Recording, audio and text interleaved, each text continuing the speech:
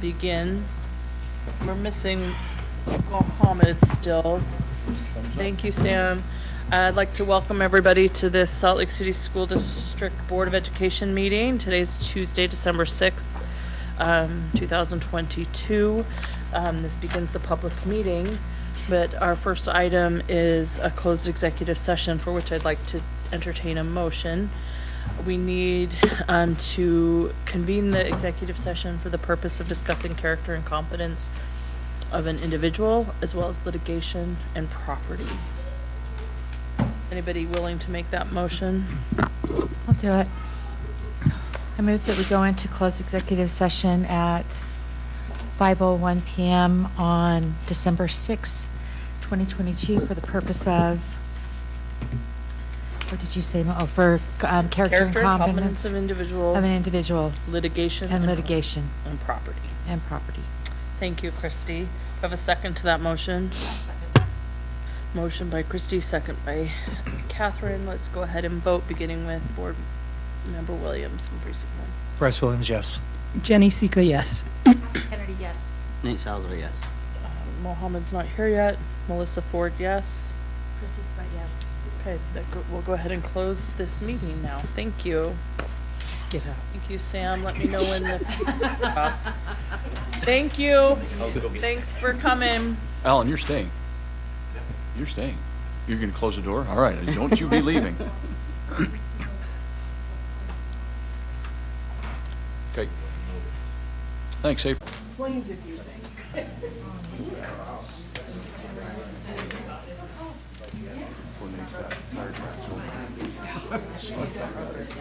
We'll be fine.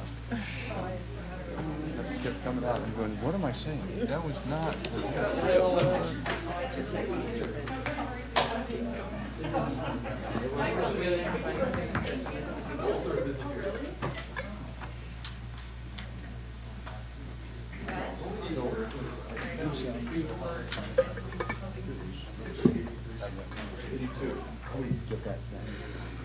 No. Okay, well, we'll talk after. Okay.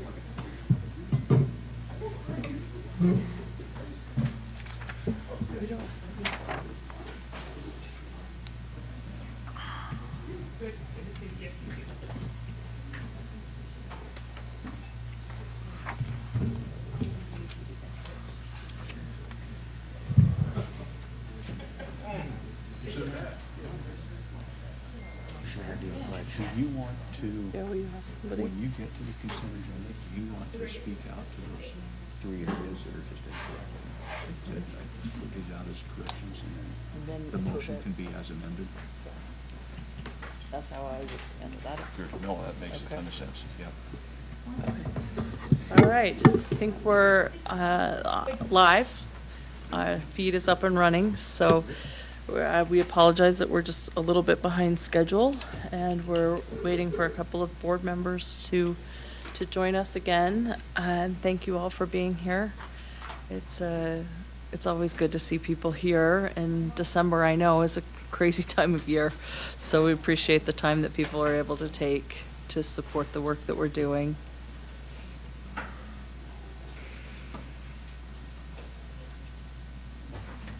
The eagle has landed. Yes. He's been flying across country to try and get here tonight, so, well. Okay, welcome. I'd like to welcome everybody to this Salt Lake City School District Board of Education meeting. Today's Tuesday, December 6th, 2022. It's almost 6 p.m. I can't see my clock. Anyway, welcome. Welcome to the board. Appreciate having all the board members here. Welcome to Superintendent Bates. Thank you for your support and service, and our business administrator Kersley. Thank you to your staff who's here and community members. We appreciate you and appreciate our association representatives too. We've got a good team here tonight. Thank you. Also see my replacement, and Brian Jensen from Precinct 6. Happy to have you here. I am excited to have Brian sit on this board. I've had an opportunity to speak to him several times over the last couple of weeks, and know that he's going to do a great job. All right, we'll start with the Pledge of Allegiance. Did you ask me? Lydia's going to lead us in the pledge. Thank you, Lydia. Pledge allegiance to the flag of the United States of America and to the republic for which it stands, one nation, under God, indivisible, with liberty and justice for all. Thank you, Lydia. I appreciate you doing that. All right. Next up, we have some recognitions. Alan? Yes, this is the final board meeting for two of our wonderful board members, President Melissa Ford and board member Dr. Catherine Kennedy. And we just want to recognize all the service that you've given over the last 8 years. Just as of note, so for Dr. Catherine Kennedy, she's first sworn in on January 6th of 2015, served as vice president from January 2017 through January 2019. And as of late, she's been on the Utah School Boards Association Joint Legislative Committee, and I believe you've been on a whole bunch of other stuff, but that's the one I worked with you most on, so that's the one I knew off the top of my head. President Melissa Ford also sworn in on January 6, 2015, served as vice president from January 2019 to February 2020, and served as president from February 2020 through December 31st of 2022. As for a recognition, we're working on something with Catherine, a copy of one of our art pieces, and I have something over here for Melissa.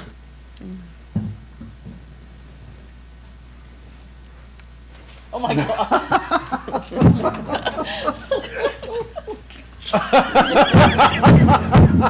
All right, I'm going to keep it right here.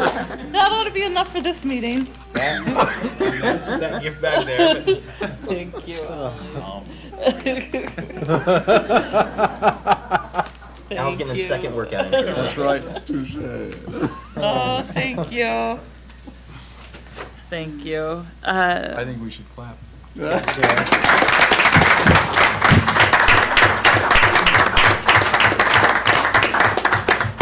you want to say anything, Catherine? I just would like to say that I feel like we've done good, interesting, positive things, and it was a wonderful job for most of it, and a very difficult job for part of it.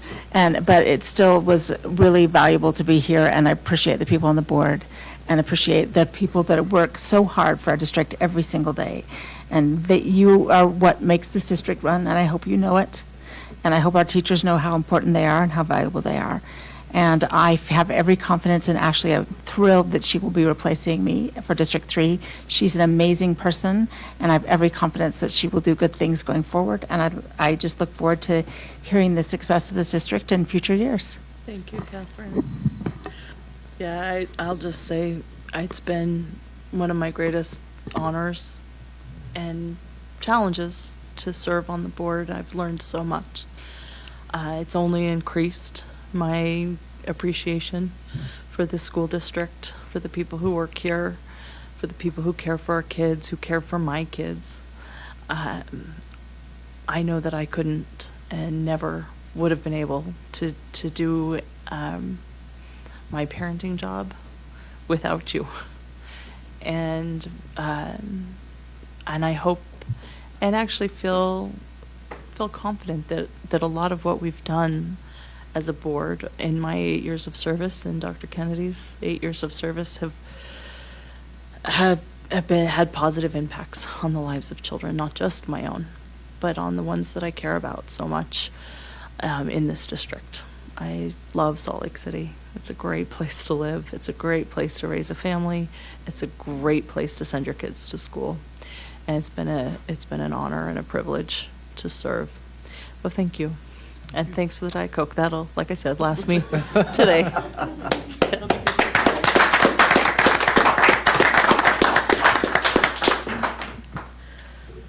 Whew. All right, moving to the consent agenda. It's long, and I'm ready now to entertain a motion.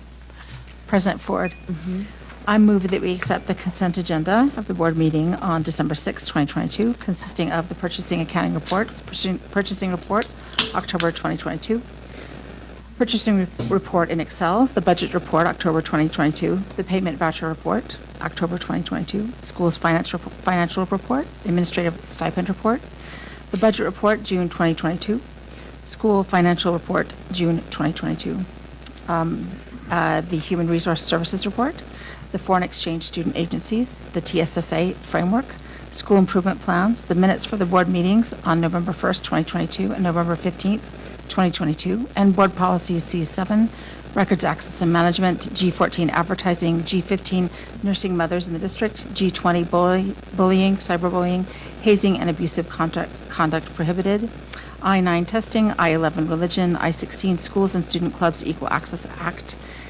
P6 district-specific teacher licensing, and S1 school admissions, and the bond council selection. Thank you, Catherine, for the motion. Do I have a second to the motion? I second. Second by Mohammed. Do I have any discussion to the motion? There are a couple things I would like amendments on. The minutes for the board meeting, I think, just need to be updated to reflect the correct name of the teacher of the year. Her name's Elise Maxwell. It's spelled incorrectly on the minutes. And then also just for practice, when board members are absent for votes, their vote is not counted as a no vote. It's just counted as a not present. Does that make sense? So the minutes say that, for example, the first meeting in November minutes, November 1st, that several of the votes are reflected as 5-2 votes when really they were just 5-0 with 2 board members not present. And if we could make those changes, then I'll support voting to approve the minutes with those amendments. Is there any other discussion? There's a lot on this consent agenda, and I appreciate the work that's gone into it. I want to specifically mention Dr. Taylor and the work of the TSSA plan. I felt like that was really helpful for us to see that framework, and then appreciate the work of the board members in reading and approving those SIP plans. You all probably saw, maybe before I did, that one of the schools I was supposed to approve is not on the list.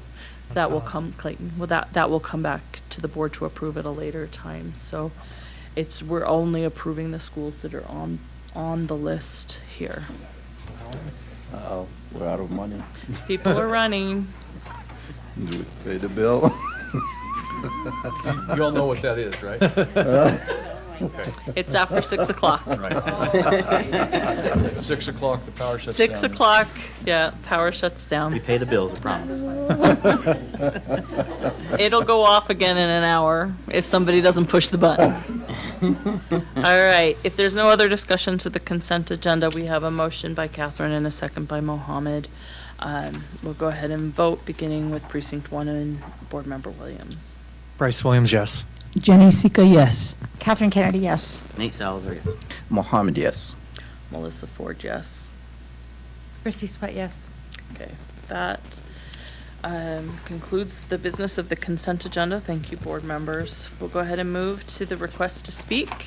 Melissa, before we do that, may I just make one comment? Yes. I would just like to publicly thank the policy committee that we've been working on. I know Ms. Kendall isn't here tonight, but it has been a pleasure to work with Bryce and Catherine and her and the superintendent on that committee. I know we'll have a change in January, but just wanted to publicly thank, everybody that's been on the committee and for the work that Ms. Kendall does. Yeah, thank you, Christy. It's an important work of the board. Thank you for that. All right, as we move to the request to speak, I've been asked by the board to read the speaker guidelines for public comment. The board enjoys the opportunity to hear from the public during the public comment portion of its meetings. Before we begin, I would like to take a moment to remind you of our board rules governing your comments. First, time may not be used to air complaints concerning bidding, contracts, employment, or personnel issues. to criticize or defame district employees, or to make complaints for which other avenues for redress exist.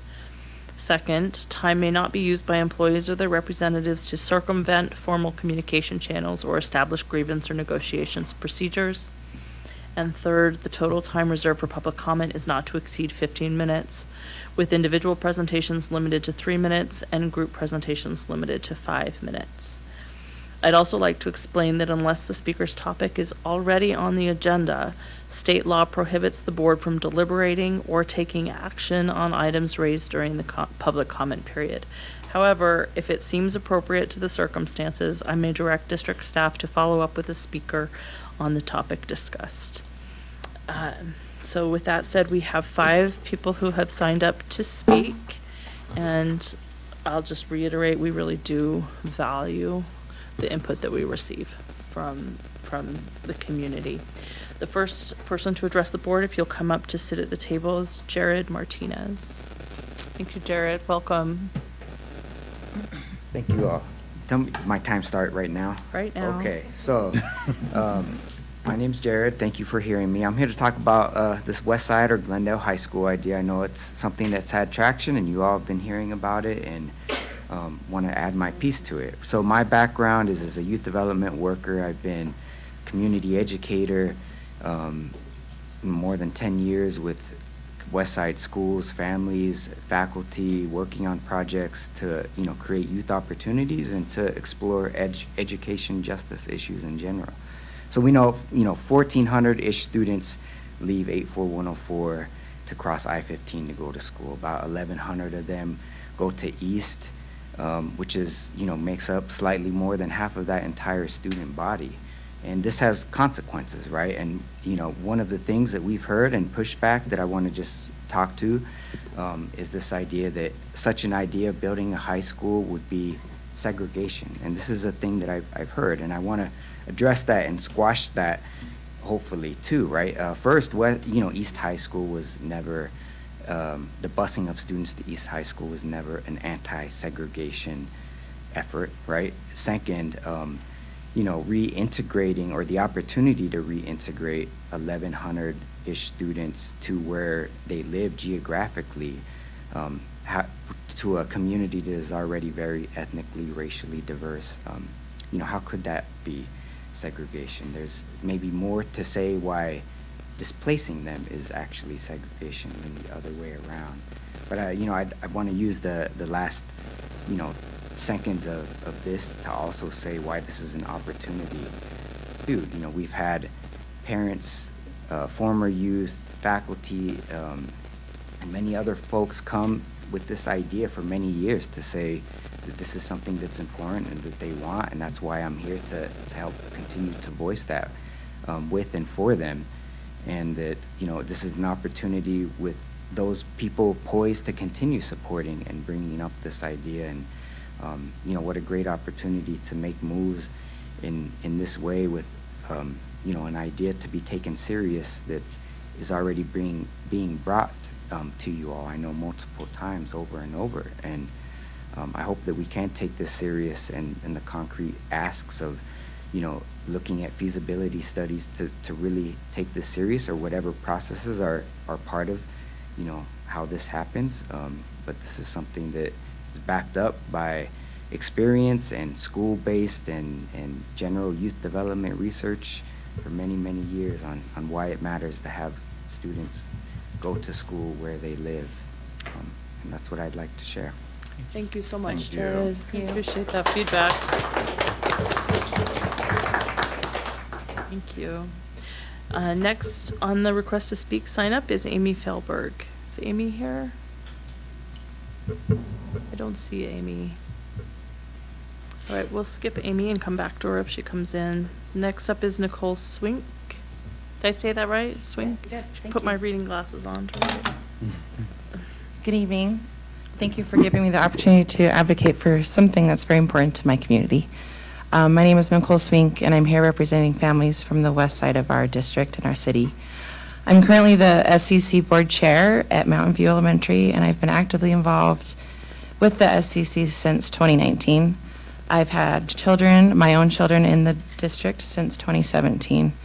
And now I, in full disclosure, am teaching all of our MLL students at Mountain View. Our district motto is excellence and equity. Every student, every classroom, every day. We all have that on our email signatures. I know that I embody that motto every day working directly with my MLL students. I take the time to learn and understand their unique needs and then work to remove barriers for them to be able to learn at their full potential each day. I don't wait for them to tell me. I try to identify those challenges and address them immediately.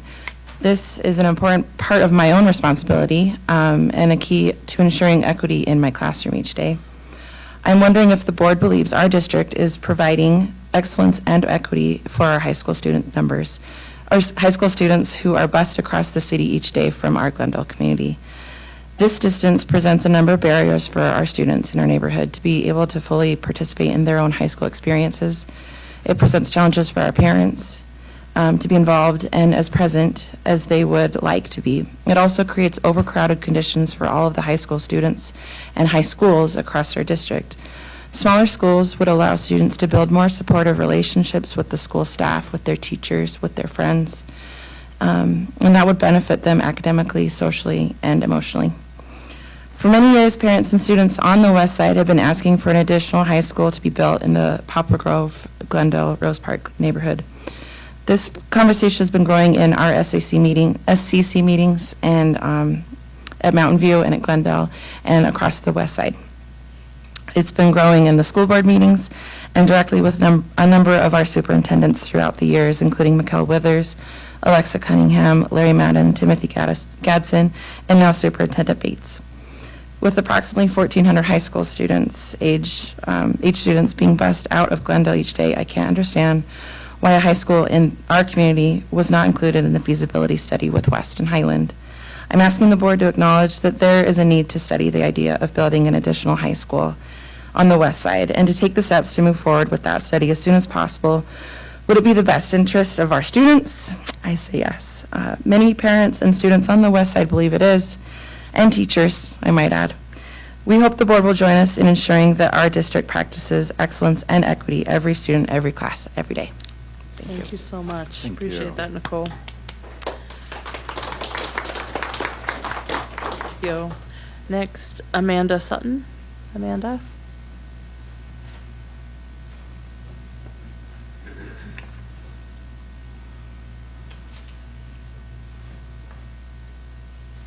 Thank you. I'm glad to be speaking to you tonight. I teach first and second grade at the Open Classroom. I've got 2 students in the district, and I'm a member of this LEA Executive Board. I would like to speak tonight about salaries and benefits for non-certified staff. This is my 13th year in the district, and I see myself staying for 17 more years because I really do love my job. And our district has made steps and lanes a priority for teachers, so we have one of the highest lifetime earning potentials in the state. My day-to-day job, however, is becoming increasingly stressful, and I'm feeling more and more burned out. The number one thing that the district and the board could do to support me would be to hire and retain paraprofessionals and support staff, buildings and grounds, child nutrition and transportation workers, using better pay and benefits. A fully staffed building contributes to student success, from the playgrounds being maintained to the classrooms being cleaned at night. Most teachers would agree with me that a fully staffed school with quality paraprofessionals is a huge part of morale and teacher retention. Behaviors are becoming more extreme. Testing, progress monitoring, and curriculum requirements are getting larger every year, and nothing is ever taken off of our plate. Without a full staff to support us in the classroom instruction, as well as special teachers being in school to allow for planning time, there is just no way to fit it all in. Without a fully staffed cafeteria, we can't efficiently move our kids through the lunch line. Without custodians being fully staffed, we are constantly out of soap and paper towel and toilet paper. To make my job easier and make my 30-year career fly by, I need to be supported in and out of my classroom by well-paid employees who see this as a viable option for their own 30-year career, not just a placeholder. Right now we have an amazing paraprofessional. She was a student at the school, and her mom works at the school, and now she works at the school. And she is worth her weight in gold or Diet Coke or whatever you want to measure her with, but she's going to leave us because she needs more than 29.5 hours and she needs benefits. She's an adult human. She needs these things. We have a revolving door of paraprofessionals who become essential parts of our team only to leave when a full-time job with benefits becomes available. I really ask that you look at a way to retain and attract high-quality professionals with full pay and benefits. Thank you so much. you.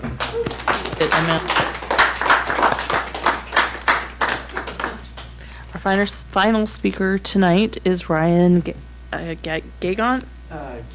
Gagan. Thank you, Ryan. Have a seat. Join us. Well, I wanted to talk about the idea of building a new high school in Glendale as well, so I'll try my best not to be redundant because I know you guys have heard about this a few times. Just a little bit of background. I'm currently student teaching. Well, this upcoming semester, I'll be student teaching at East High School. I've put in about 60 hours of field work this semester alone. About half of that is at the Glendale Middle School, Mountain View Community Learning Center. And talking to the staff, talking to the parents, working with the students at East, it's clear that, these students, have to wake up much earlier before many of their peers just to get to school. They're bused to a high school that's not in their geographical area, and it just seems inefficient to me, but at the same time, it feels like they're lacking that sense of community in their own school where they go to every day. Just a few other logistical issues. I think it's harder for these schools to come in for these students to come in for after-school tutoring. They can't really participate in extracurriculars, or there's a few more barriers in their way just because they have to get on the bus and go back home. And I also wanted to talk about the classroom size issue and how, about 1,400 of these students are being bussed out, and they're overcrowding, not necessarily overcrowding, but they're adding more class size to our schools. And I would just really like to urge the board to consider the idea of building a new high school because I think it could benefit the community in many ways. I know that for a long time now, people have been pushing for this, and I just wanted to add my 2 cents after working this semester. And I know that a lot of the students at East would really appreciate it if they could go to a school that was in their own neighborhood. So just wanted to bring that So much, Ryan. Yeah, thank you guys. Appreciate that feedback.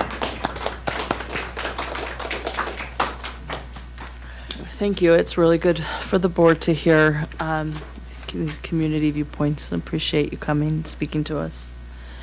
All right. We'll now move to the next item on our agenda, which is the report section, and we will be discussing security measures. Superintendent? I'll take this one. So I just want to report to the board that Paul Schulte and I and Dr. Taylor met with all of our high school principals and middle school principals. It was about a month ago to discuss what they see as their security needs. And we also we've been talking for several months now about the possibility of weapons detectors. It was kind of the first time the middle school principals have heard that discussion, but they were interested in that. But what came from that meeting is, if you remember, we funded a security coordinator for each of our 3 comprehensive high schools.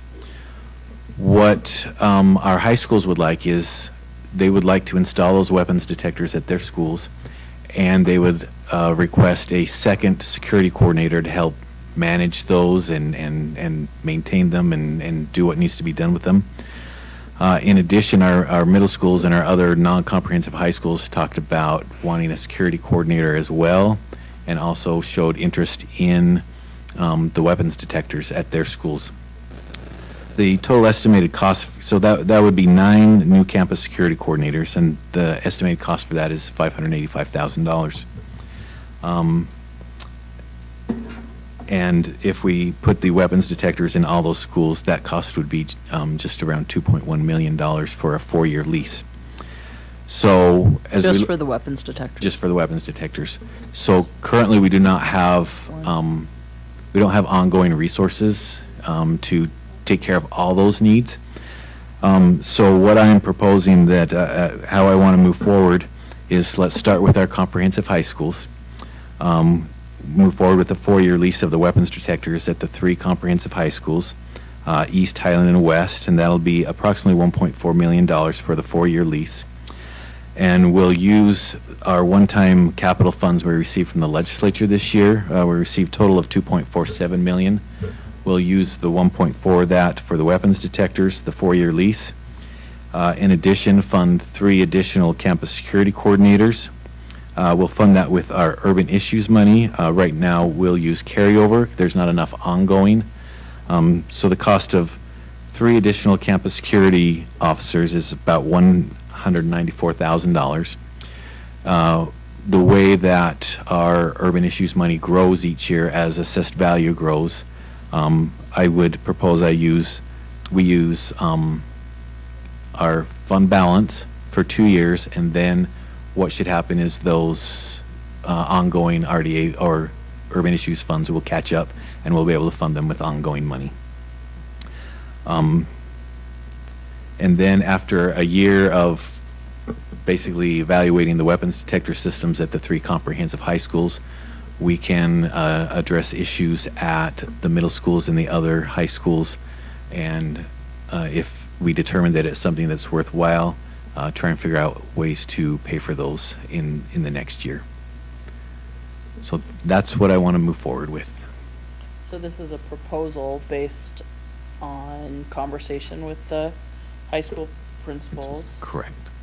And the board discussion we had several months ago about prioritizing security. Correct. Okay. Go ahead, Martin. Alan, am I right that the funding sources that you were talking about are actually earmarked for these very purposes, these types of purposes? Right. So the one-time funds we got from the legislature are for capital and capital needs, and these weapons detectors would fit in that definition. Okay. Do I have questions or comments from the board? Thank you for bringing this to the board. Go ahead, Christy. Thank you, Alan. That was, appreciate the articulation, around this subject. I am wondering, I know that this is under a report, right? Mm-hmm. That if we could get a budget sheet of that outlined, just so that we would be able to see where you're talking about, what goes to what, how much it would be, Yeah. that would be really great. I can email that out to you tomorrow. That would be great. This is a proposal. This isn't something that we're asking for board action on. Just updating the board on the proposal they're making based on our priority of safety and security. So what would be the next steps, though? I mean, as a report, are you looking for this to be put on a future agenda so that the board, would be able to motion this out? What's your timeline? Well, what we would like to do is move forward immediately, since the resources are there and we've identified them.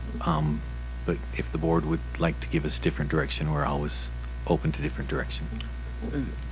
I've understood from Alan that the board and the discussions that you've had over the previous months really have been directing us to move in this direction. And so what we're reporting is this is the direction that you've directed us to move, and this is the next step we're taking. If I've misunderstood that and you would prefer to have it as an action item and act on that at a later meeting, we can do that as well. We've understood this to be implementation of what you've already directed us to do. Right. No, I'm just talking about the articulation around what money we're using. Okay, sure. And so if that's something that you would like us to take action, I'm just asking a question. And thanks, Christy. I think that was my question to Alan. The monies that we're proposing here are ones that are really earmarked for these very types of things, which is what he's been digging into to try and identify this since we received that direction previously. Is that? That's good. Good representation. Thank you, Christy.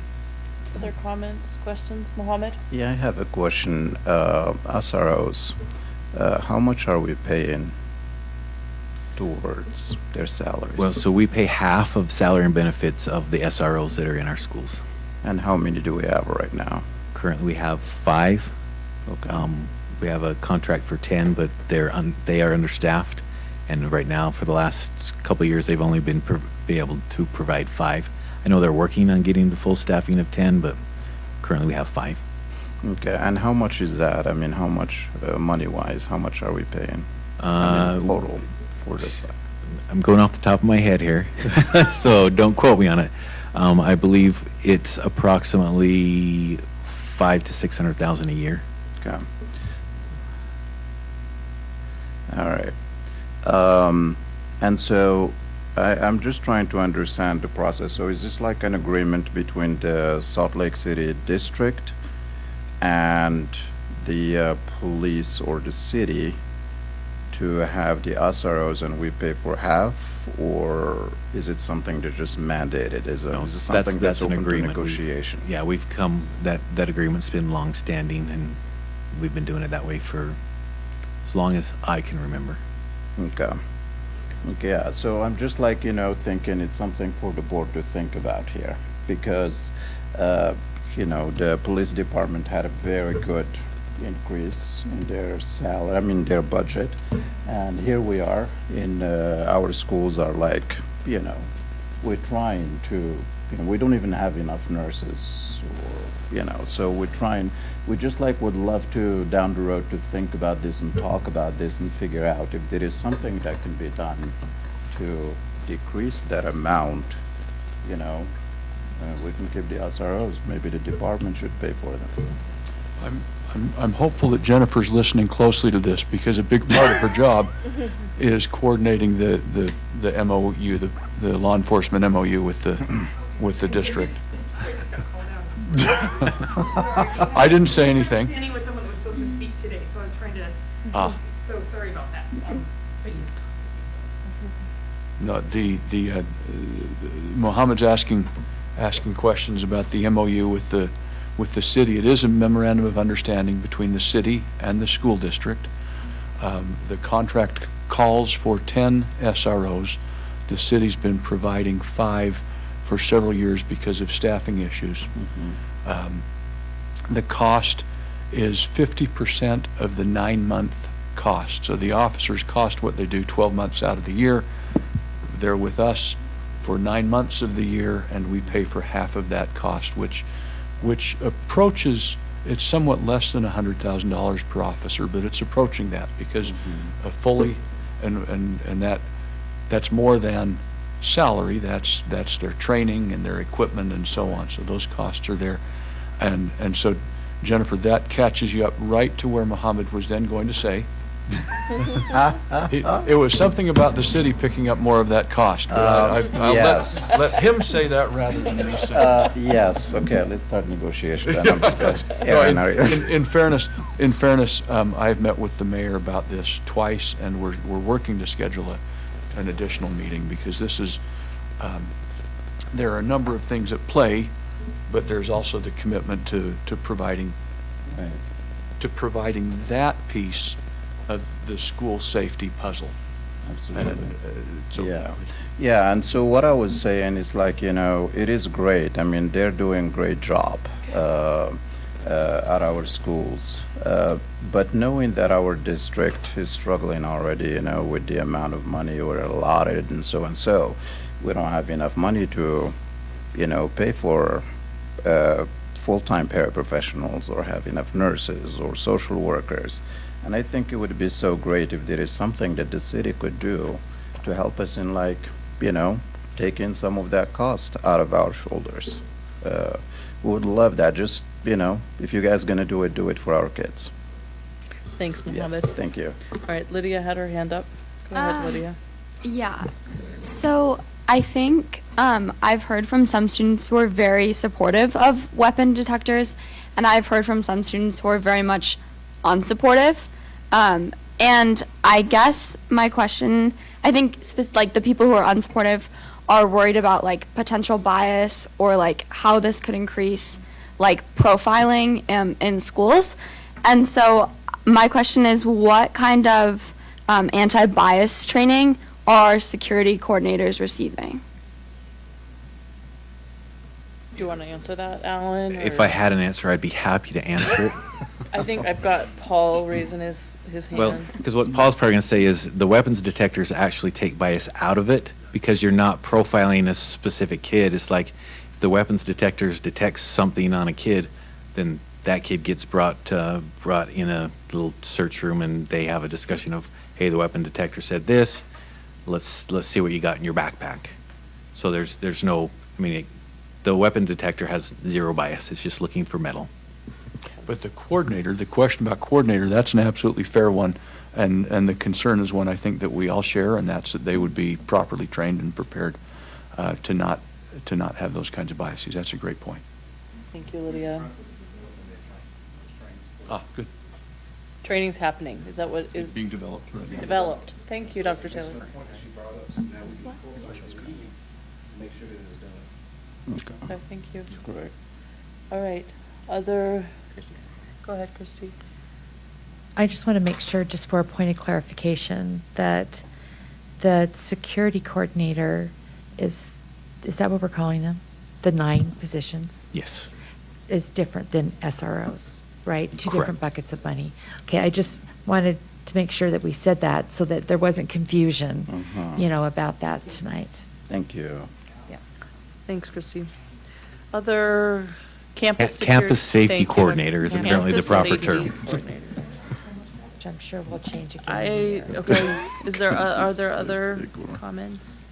Then thank you, Alan. I think the board will want continual updates on this and your progress, and appreciate that you've heard that board direction that this is a priority, that we want our administrators and teachers and students and to feel like they have the resources they need to be safe in buildings.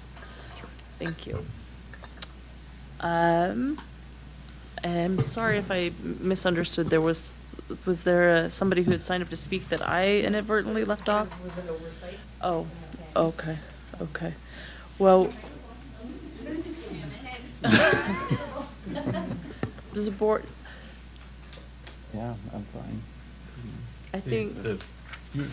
If we go I don't- outside of the I don't process, wanna go we'll be- outside the We'll process. be criticized for not following the Yeah. process, even though that's in. What I'd love for you to do is come back at the next meeting and speak. Can you do that? Thank you for coming, and I appreciate you being here. Let's just make sure that process is, and if the oversight was on my part or on our part, I apologize to you. And I apologize, and thank you for being willing to go through the process again and come back. I hope you will. Thank you. All right, next on our discussion agenda is Horizonte rename and mascot. There was an attachment to the agenda of the board. I'm sure you've had an opportunity to look through and read, and it sounds like it's Business Administrator back to me. Kersley who's going to be leading this discussion. Yeah, so as noted, there was an attachment to the agenda detailing the process that Horizonte and its community has gone through to, we have our steps of a renaming and mascot. They've sent this listing out what they've done. They're proposing they change their name from Horizonte Instruction and Training Center to Horizonte High School, as well as adopt the mascot of the Suns. The details again in your packet, and so open for discussion on the proposals. Thank you. Thank you, Alan. So board members, you'll see that this is on discussion, but it's the first time that it's been brought to the attention of the board. You've had an opportunity to read through the packet and the information and the process that they've gone through following our policy. It certainly is within the authority of the board to move this to action and take action, but as it's the first time it's being discussed, it's also extremely appropriate for the board to discuss and give feedback and bring it back on a future agenda should the board decide to do that. So I'd like to open this topic for discussion this time.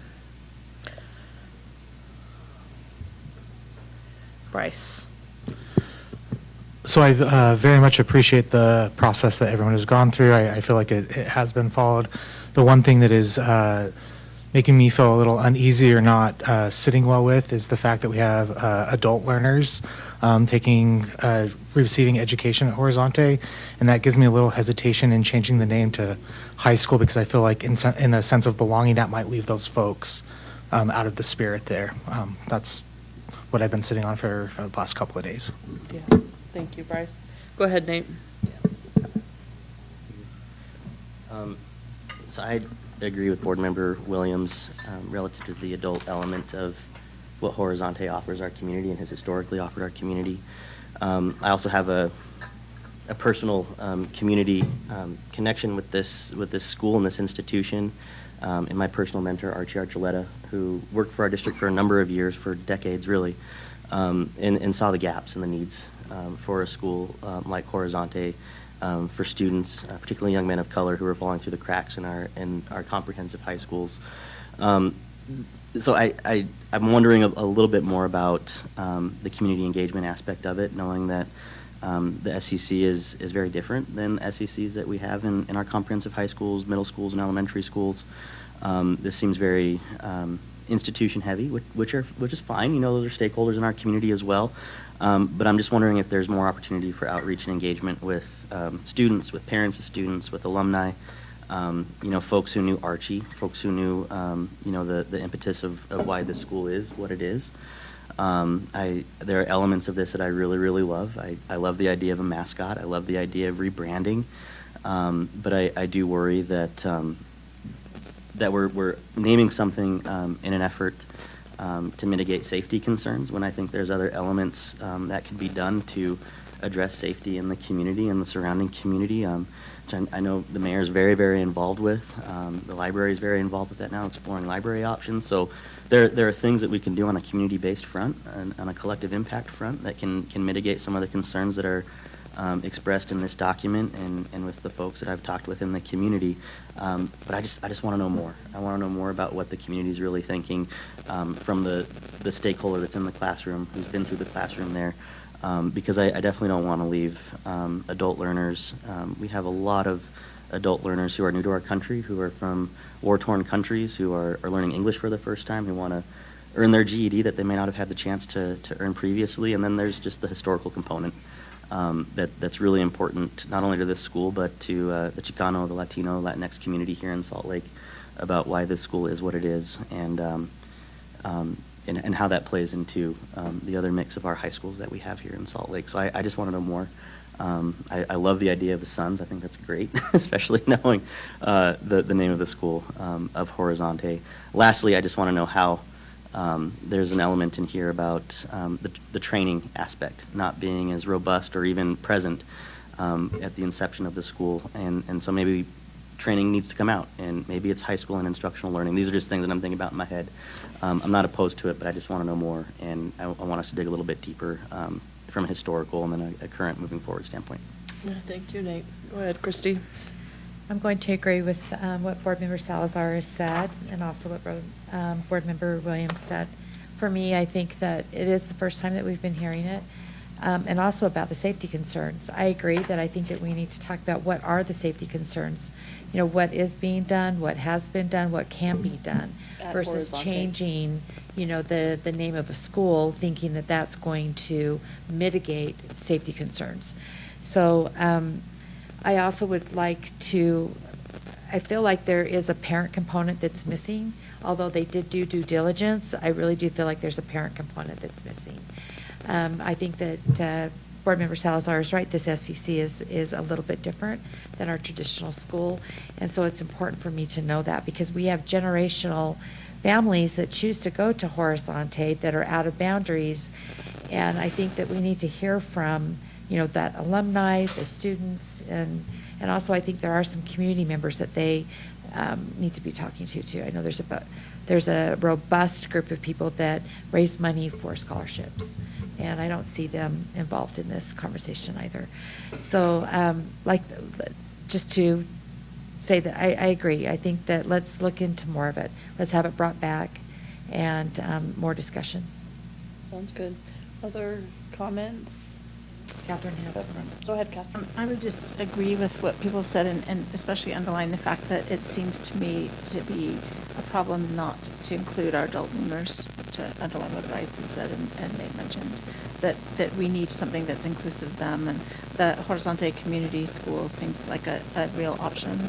They didn't vote on that, but our high school and adult It says in school. the packet that it doesn't meet the requirements of a community school, Yeah. but maybe Yes, we that's need more right. information Yeah, about that. and I wanted to know why. And I really do like the idea of sun, and I I do feel like too. we could almost vote on that tonight and give them half of what they asked for. I like it. I like how you think.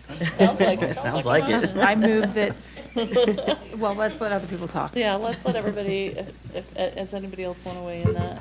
I would say what I'm hearing from everybody, I agree with. I think that not taking action on the renaming of the school itself tonight is prudent, and give it some more time to get that more feedback, make sure the name's representative. I appreciate the thoughtfulness of everybody here, and would be open to a motion to move this to action, should the board want to, regarding the mascot, if you'd like to, but that could wait, certainly wait too. Well, President Ford, I move that we accept the mascot and logo of Horizonte as the sun. We move that to action. I recommend that we move that to action, that's right. Okay. So do I have a second to the motion to moving it to action? I'll second the motion. Okay, motion by Catherine and seconded by Nate to move this topic to action. And we'll go ahead and vote, beginning with Board Member Sika, Precinct 2. To move it to action? Just to move it to action. Okay. Jenny Sika, yes. Catherine Kennedy, yes. Nate Salazar, yes. Mohammed, yes. Melissa Ford, yes. Christy Sweat, yes. Bryce Williams, yes. Okay, we'll move it to action. All right, it's on action. Do I have a motion? I move that we accept the sun as the Horizonte mascot, and we wait for more information on the rest of their proposal. President Ford, point of clarification. Board Member Kenny, I believe it's the Horizonte Sons. Okay, that's right. Many suns. Okay. All right. The motion is that we accept the mascot of Horizonte Sons, and that we hold off on renaming of the school itself till a future date. That's the motion. Do I have a second? Second the motion. Okay. Any discussion to the motion? I just want to make sure that we get Chris Paul out here to help us with any rebranding. Next time he's in town, maybe we can work that out. Okay, all right. Christy, did you have something? So I don't want, as I said before, little buttons made up saying Christy Sweat doesn't like Horizonte. But I feel like we're getting ahead of ourselves. We are. We're getting ahead of ourselves. I think it's a feel-good moment right now, but to give a mascot to a school that we haven't even had an opportunity to talk about, I'm sorry, I am going to be speaking in opposition of doing that tonight. Yes. I agree, and with the direction that we want them to give us some more information, they might actually change their mind about the mascot, because we need them to go possibly more in depth of what, with this advice of us worrying about the adult learners, they might need, have another inspired mascot come about, so. Okay. I don't mind withdrawing the motion. Yeah. Well, we don't need to withdraw it. We just, if somebody wants to make another motion, an amended motion. So it's just, it is a community school, and every aspect of that change, the community need to be involved. And the fact that we need more information, I think we should hold off on everything. So I'm hearing 3 people speak to holding off. Nate? Oh, I was just going to say, I think the elements that are different here is that in the packet and the attachment to the as an exhibit is that there was some pretty robust feedback about the mascot with the students at Horizonte, and if that's something that needs to be revisited, then we can do that. But I just felt like there was more concrete evidence about something like a mascot versus a name change, which I think has a much stronger implications to the district and to the school itself. But that's just where I'm at. Go ahead. I think my personal feeling on it is that given that this is the first time the board is seeing it, I would prefer to hold off and make that decision, have the new board make that decision with more information. Catherine, if you want to withdraw the motion, or if somebody wants to make a different motion, we can vote on this one. I say we just withdraw the motion. Okay. And say that we I'll generally support like Horizonte. it. Yes, and I think that's what I'm hearing from with unanimity from the board, is that we support Horizonte. We want to make sure that the name accurately reflects what the good work that's happening there, and appreciate the good work that they've done in presenting this to us, and certainly support for the Suns as a mascot. I think that's lovely, and I hear support from the board for that. So with additional work and information, it will come back to the board, and with appreciation to Horizonte for everything we do. We know it's a very special school. I have so much respect for the work that happens there. Thank you, board members, for the thoughtful conversation. That concludes our action agenda, and we'll move now to the superintendent report, if needed. Oh, was that a settlement? Nothing needed. Saturday, we had new board member training in Provo. Many board members, including the 2 new board members, were able to attend, and I think what we heard there was very valuable. I don't want buttons made up that Martin doesn't like USBA, but I was pleasantly surprised with the quality of the presentations. It was very well done, and I appreciated that. And the cookies weren't bad either. I had several of those, but that's all that I had to say. Those are already being printed. Are they? I'm just kidding. Martin definitely liked the cookies. I caught him a couple times over there. Hot seat. Okay, thank you, Superintendent. Thank you for going with the board, and thank you to the board members who were able to make it. It's good information. I was watching Utah win the Pac-12 championship. So, sorry I missed it. Congrats. The training was over 6 hours before the game started. Now who's on the hot seat? All right, thank you. It's in the record, Melissa. I know, I love it. It's on the minutes. All right, thank you, Superintendent. We really value the work you're doing, thank you. Board members, it's your opportunity to make a report, if you'd like to. Board Member Salazar, go ahead. President Ford, I just want to note that Board Member Sika and Board Member Bade and I met in Finance Committee with our Business Administrator, Alan Kearsley, to go over an independent audit through Squire. And I know that we'll be sharing that independent audit with the board soon. And I just have to say it was a really positive audit for us, and I just want to commend Alan, you, and your department for all the work that you do for our district, and we look forward to sharing that with the board in a future date. Thank you, Nate, for that report. Go ahead, Christy. I'm going to echo what Martin said about our training this past Saturday, and had a really great discussion with our board member-to-be, Brian Jensen, afterwards, and he reminded me of something that this board used to do. And I would like us to consider going forward as we welcome Ashley and Brian onto our board, that when we have opportunities for professional development, that we discuss it afterwards at our board meeting. I think that Brian had a really good point of our public needs to know what we are learning about and what we know about and the experiences.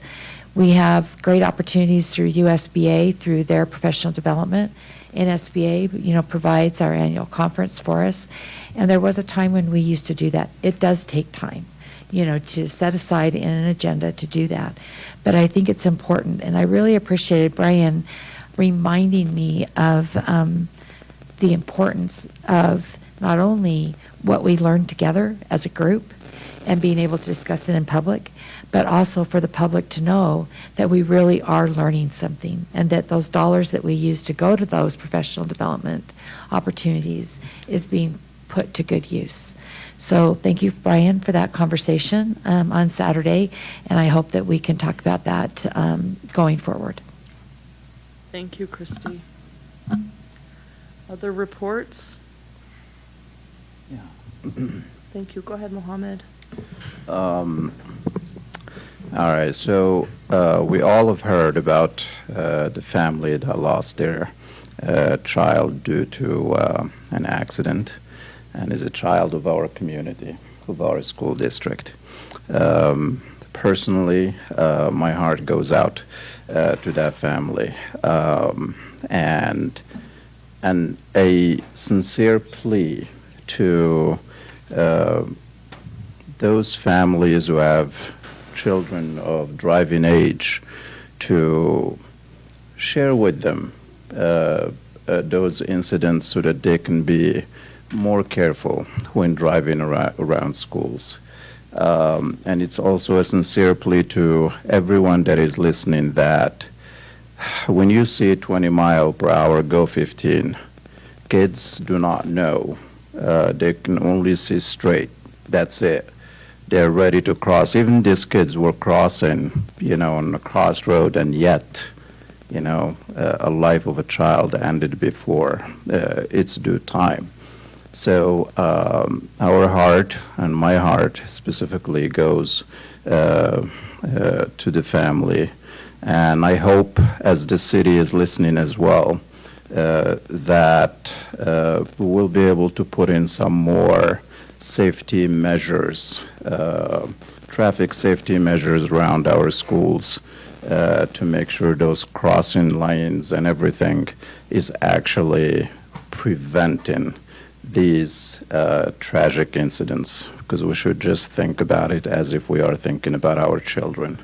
And that would be a nightmare to even receive a call, think about that. So, yeah, our heart goes to that family. Do I have other reports from board members? Oh, I'll just say it was nice serving with you two. This is your guys' last meeting. Yeah, you guys look less stressed than we do. But yeah, just appreciate working with both of you, and thank you for your service prior. Well, we've served together for a year and a half or two? 2 years. Oh, good. 2 more years. Okay. 2 years.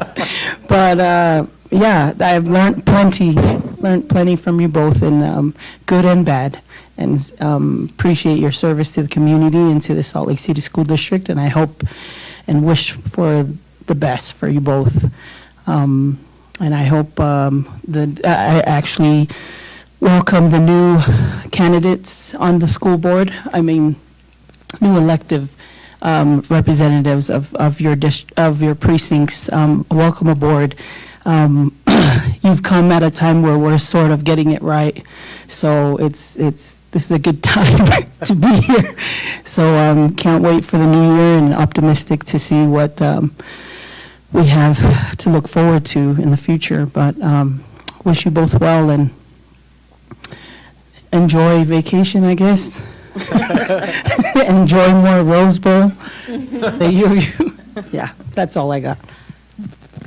Thanks, Jenny. No, thank you. So, thank you. I really will miss being here.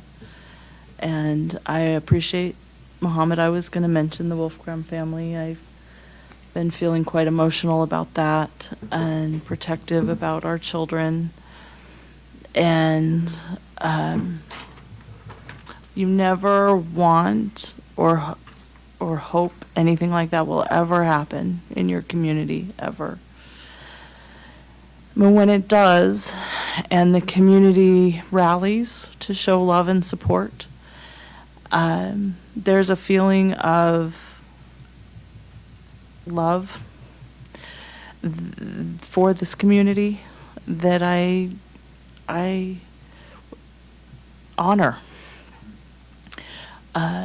Being at Bonneville the night of the tragedy and cutting blue ribbons to tie around trees, and Mayor Mendenhall was there and showing her love and support for the community. Brian Jensen was there, so many community members, and I would still wish this never happened, but certainly grateful for the community we live in that cares for its children. And I have loved every minute of my service on the board And even the most difficult moments have been the ones where I've grown the most. And I will look, and as I know Catherine will, and I know the board, you'll be serving in this capacity and working, but Catherine and I will be looking for ways to serve continue to serve the community we love. And if there's anything I can ever do for any of you personally, please know I'm still around and still wanting to help. And thank you. And with that concludes our meeting for tonight, and the meeting is adjourned. Thank you.